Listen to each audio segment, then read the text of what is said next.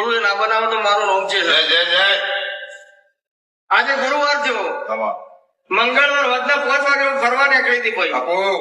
હું મારા સેવકોની વરાક મારી કરું મમ્મા કરવા ભાઈ ને પૂછો તો મંગળવાર વધના 5 વાગે તારી વશમાંથી કોણે ભીખા ભુવાની ચિહન યાદ કરી રોયો ખાલી ચિહન માતાજી મારી આબરૂ રહેવી નહીં. 1.5 લાખ રૂપિયા આવવાના છે ખર્ચવાના.